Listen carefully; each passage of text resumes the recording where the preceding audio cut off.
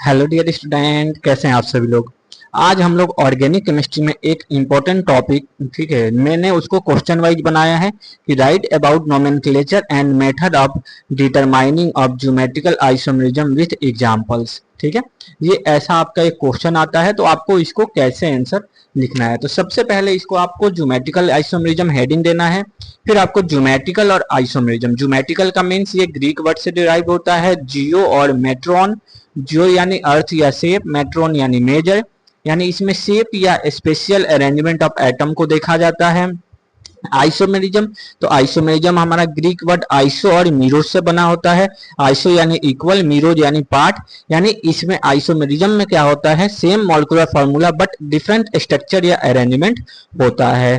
ठीक है, तो ये हमने समझ लिया ज्योमेट्रिकल आइसोमेरिज्म के वर्ड का मतलब। अब हम डेफिनेशन देखें ज्योमेट्रिकल आइसोमेरिज्म का। तो ज्योमेट्रिकल आइसोमेरिज्म हमारा स्टेरियो आइसोमेरिज्म का एक टाइप होता है जिसमें हमारे कंपाउंड का मॉलिक्यूलर फार्मूला सेम होता है बट उनका स्पेशल अरेंजमेंट ऑफ ग्रुप जो है हमारा डबल बॉन्ड के अराउंड जो होता है वो हमारा चेंज होता है। या रोटेशन रेस्ट्रिक्टेड रोटेशन के कारण क्या हो जाता है, चेंज हो जाता है। यानी सेम साइड में रहेंगे या हमारा डिफरेंट साइड में रहेंगे। ठीक है, अगर सेम साइड में है तो सिस फॉर्म होंगे और अपोजिट साइड में है हमारे तो ट्रांसफॉर्म होंगे। क्लियर।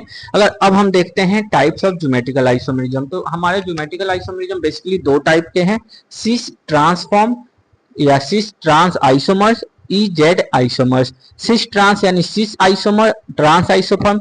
सिस में हमारे क्या होते हैं, सेम साइड में हमारे सेम ग्रुप पाए जाते हैं, यानी कार्बन कार्बन डबल बॉन्ड के बीच में जो हमारे सेम साइड होंगे वो सेम ग्रुप पाए जाएंगे। और ट्रांसफॉर्म में हमारे क्या होते हैं, कार्बन कार्बन डबल बॉन्ड के बीच में जो अपोजिट साइड होंगे, ठीक है, अपोजिट साइड में हमारे ग्रुप पाए जाते हैं। नेक्स्ट इजेड आइसोमर की बात करें तो इजेड में ई आइसोमर यानी इंटीजन यानी हाई प्रायोरिटी ग्रुप जो होगा वो अपोजिट साइड में होगा। और जेड आइसोमर यानी ज्यूसेमन यानी हाई प्रायोरिटी ग्रुप जो है वो हमारा सेम साइड में होगा। अब देखते हैं नोमेनक्लेचर। ठीक है, तो नोमेनक्लेचर में हम दो टाइप का नोमेनक्लेचर है, पहले हमने बता रखा है कि सिस ट्रांस नोमेनक्लेचर और इजेड नोमेनक्लेचर जो हमारा सीआईपी रूल को फॉलो करता है। अब सिस ट्रांस नोमेनक्लेचर की बात करें तो इस टाइप ऑफ नोमेनक्लेचर में हमारा क्या होता है, similar group are present on both carbon of the double bond. यानी ये हमारा नोमेनक्लेचर तभी हमारा हो पाएगा जब हमारा दोनों कार्बन पे, ठीक है, यानी कार्बन कार्बन के बीच में जो डबल बॉन्ड है दोनों कार्बन पे हमारा क्या हो, सेम ग्रुप पाया जाता है। तो अगर देखा जाए हम लोग फर्स्ट कार्बन की जो स्ट्रक्चर है तो फर्स्ट कार्बन पे हमारा H और CH3 पाया गया है, सेकेंड कार्बन पे भी H और CH3 पाया गया, यानी दोनों में सेम ग्रुप हमारा है। ये हमारा सिंपलेस्ट मेथड होता है नेमिंग के लिए। अगर हम अब सिस आइसोमर्स की बात करें तो सिस में हमारा क्या होगा, सेम साइड में होगा, यानी similar group are on the same side of double bond.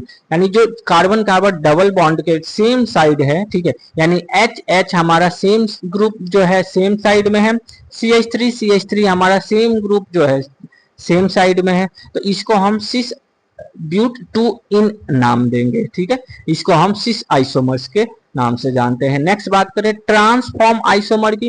Trans यानी अपोजिट साइड, यानी similar group are on opposite side. यानी अब देखेंगे यहाँ कार्बन कार्बन जो डबल बॉन्ड है उसके हमारा जो है एक साइड में जो है हमारा CH3 और H लगा है जो अपोजिट ग्रुप है, दूसरे साइड में देखेंगे H और CH3 लगा है जो हमारा अपोजिट ग्रुप है। यानी यहाँ पे दोनों साइड हमारा क्या लगा होना चाहिए, अपोजिट ग्रुप लगा होना चाहिए। तो वैसे कंपाउंड को हम क्या कहते हैं, ट्रांस आइसोमर कहते हैं। एग्जांपल में हमारा ट्रांस ब्यूट टू इन, यानी 2 ब्यूटीन का हमारा सिस आइसोमर भी बनता है और ट्रांस आइसोमर भी बनता है।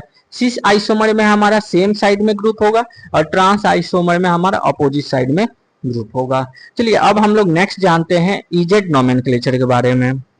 ठीक है, इजेड नोमेनक्लेचर भी एक बहुत important type of nomenclature system होता है जो बेसिकली हमारा क्या है, सीआईपी रूल को फॉलो करता है, यानी प्रायोरिटी के आधार पे ये नोमेनक्लेचर किया जाएगा। ठीक है, और इस टाइप ऑफ नोमेनक्लेचर में ये इंपॉर्टेंट है कि जो कार्बन कार्बन डबल बॉन्ड है, ठीक है, उसके दोनों कार्बन जो है उसके पास चारों डिफरेंट ग्रुप पाया जाता हो। देखिए हमने इससे पहले सिस और ट्रांस पढ़ा था, उसमें क्या था कि हमारे कार्बन कार्बन डबल बॉन्ड जो है ना वहां पे हमारे दोनों कार्बन पे जो है ना हमारा सेम ग्रुप पाया जाता है, बट यहाँ पे हमारा दोनों कार्बन पे क्या होगा, 4 अलग अलग सब्स्टिट्यूशन लगा होना चाहिए और चारों डिफरेंट लगा होना चाहिए। ठीक है, तो जैसे आपको यहाँ पे मैं स्ट्रक्चर बनाया हूं, तो स्ट्रक्चर में आपको दिख रहा होगा कि जो कार्बन कार्बन के बीच में डबल बॉन्ड है और जो वो सब्स्टिट्यूट हुआ है तो 4 अलग अलग ग्रुप से H, Br और CH3 और Cl 4 अलग अलग ग्रुप से अटैच हुआ है। अब रूल की बात करें सीआईपी रूल की, तो आपने ऑलरेडी यूनिट फर्स्ट में भी सीआईपी रूल पढ़ा है। ठीक है, आरएस नोमेनक्लेचर में।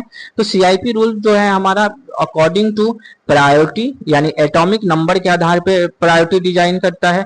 हायर एटॉमिक नंबर को हायर प्रायोरिटी मिलता है, लोअर एटॉमिक नंबर को लोअर प्रायोरिटी मिलता है। ठीक है, और ये जो हमारा इजेड नोमेनक्लेचर है वो compare higher priority group on both carbon, यानी हम कंपेयर करेंगे कि दोनों हमारा जो कार्बन है उसमें प्रायोरिटी हमारा किस साइड में है। ठीक है, तो जेड आइसोमर जो होगा उसमें हायर प्रायोरिटी सेम साइड में होंगे, ई हमारे आइसोमर होंगे उसमें हायर प्रायोरिटी हमारे ऑपोजिट साइड में होंगे।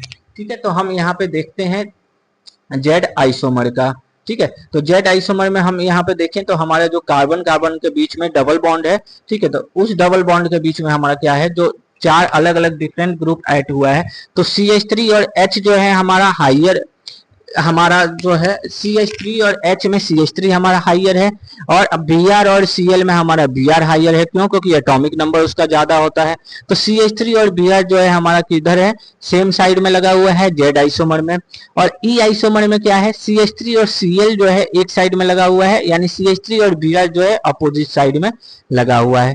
यानी कहने का मतलब ये है कि जेड आइसोमर में सेम साइड में हमारा हायर प्रायोरिटी वाले ग्रुप लगे रहेंगे, और ई आइसोमर में हमारे क्या होंगे, हाई और लो यानी अपोजिट जो हमारे प्रायोरिटी वाले होंगे वो लगे रहेंगे। क्लियर हुआ? नेक्स्ट अब बात करेंगे हम लोग, आपको होपफुली समझ में आया होगा। बस अंतर देखिएगा, सिस ट्रांस में क्या है, हमारा जो कार्बन कार्बन डबल बॉन्ड है उसके दोनों तरफ जो है ना हमारा सेम ग्रुप पाया जाता है, बट ई जेड में क्या है, चारों सब्स्टिट्यूशन अलग पाया जाता है। ठीक है, अब देखते हैं मेथड ऑफ डिटरमाइनिंग की। तो मेथड ऑफ डिटरमाइनिंग की बात करें तो यहाँ पे अलग अलग टेक्निक है, हमारा डाइपोल मूवमेंट है, मेल्टिंग पॉइंट है, बॉइलिंग पॉइंट है, केमिकल मेथड है, स्पेक्ट्रोस्कोपी में IR स्पेक्ट्रोस्कोपी, NMR स्पेक्ट्रोस्कोपी है, एक्सरे क्रिस्टलोग्राफी है। ठीक है, तो हम एक एग्जांपल्स लेते हुए समझेंगे।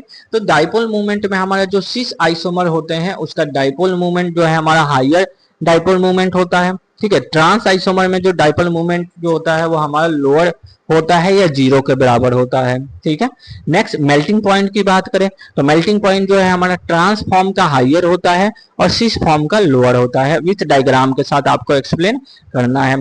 फिर बॉइलिंग पॉइंट की बात करें तो हमारा हायर बॉइलिंग पॉइंट जो होता है वो सिस फॉर्म का होता है और ट्रांस फॉर्म का हमारा लोअर बॉइलिंग पॉइंट होता है। तो होपफुली स्टूडेंट आपको समझ में आया होगा। ठीक है, कि नोमेनक्लेचर ऑफ ज्योमेट्रिकल आइसोमेरिज्म, ठीक है, और हमारा E Z nomenclature, cis trans nomenclature क्या होता है, और साथ में हमें इसको कैसे डिटरमाइन किया जाए। ठीक है, तो होपफुली आपको ये चीज समझ में आया होगा। ठीक है, थैंक यू डियर स्टूडेंट।